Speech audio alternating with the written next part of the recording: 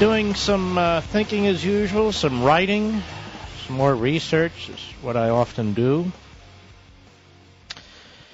You know, but as I was sitting here right before the program, doing my prep, I was watching the Fox News channel and the show The Five. I have a couple buddies on that program. And they had a little segment on Dr. Ben Carson and his appearance on this program, which apparently has gone viral because the man's defending himself. He's not rolling over. And it wasn't what he said that was of most interest to me, because we all heard that. It was the reaction. And one of the people on the Five, a female, she can barely contain herself that they would play a clip of this program on the Five. She's a Bushie. And among the other things she said, I think I heard, was that Dr. Carson doesn't do himself any favors going on all these cable TV programs and radio programs and going on these programs where his best interests are not taken to heart. I never talked to Ben Carson before. I've been watching him in great admiration. I read his book. It's a tremendous book.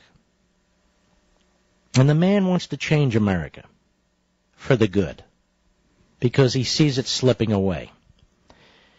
He's a man of deep faith, a Christian. He came out of the worst kind of poverty.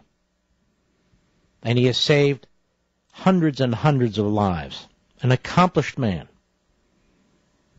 who has spoken out about liberty, the Constitution, and the founding and faith, and has come under the most brutal attack, including and especially by white liberals on MSLSD and in other media outlets. And we contacted his office to give him an opportunity to respond to a number of things, but specifically that. And this former Bushie on the Five, to claim that I don't have Dr. Carson's best interests at heart, is pathetic. Folks, I am sick of the preening, elitist, country club Republicans who don't have a clue. Some of us are in this battle to win. We're not apologists. We take on our opponents. We put on the brass knuckles. I don't know what she has done for this country other than serve as a spokesman for a president. But I can tell you that many of you and I, we have been the precinct workers. We have been the litigators. We have been the activists. Long before people like her were ever on the public scene. Now, I will tell you that I've spent my career litigating against the left. You look at the Milwaukee School Choice Program, Landmark Legal Foundation, and a few other foundations fought to preserve that program for years.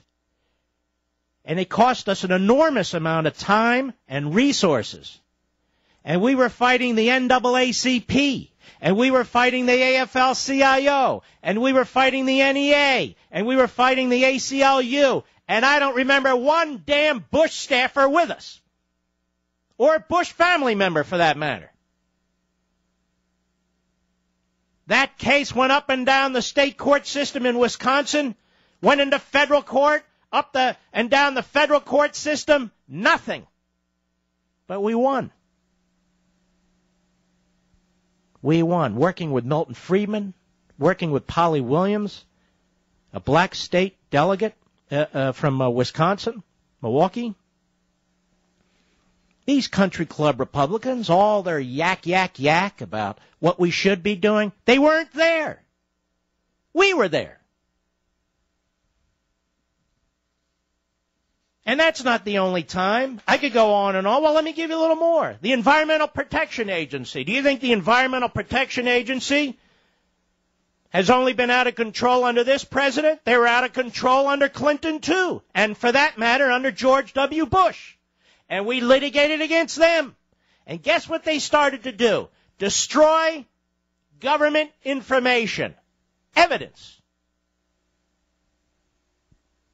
And we spent 2 years litigating against them to try and get information to the public about what kind of regulations they were working on. But they destroyed the evidence.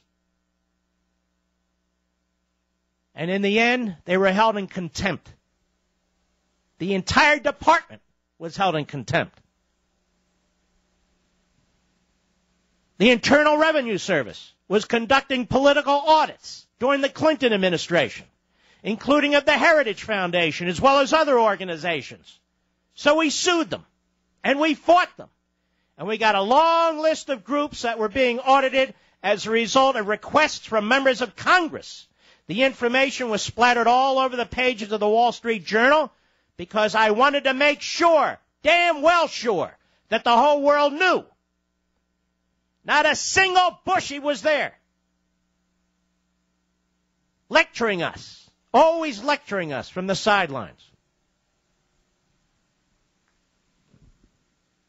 There's more. I can't even think of them. We've been involved in so many issues, as have I.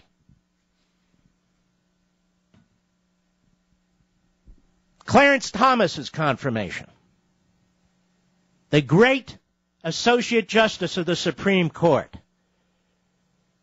The most vile, vicious attack on a man I'd ever seen. And I saw what they did to Bork because I was in the Reagan administration. Well, guess what? Some of us decided we weren't going to put up with that either. So we fought and fought and fought.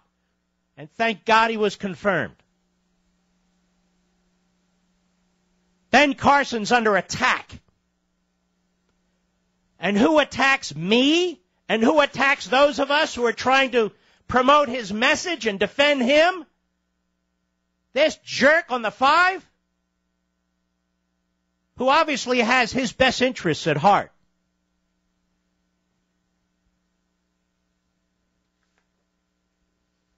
Obnoxious. Oh, and by the way, Brother Bob Beckel, provocative? My brother, provocative is your first, middle, and last name.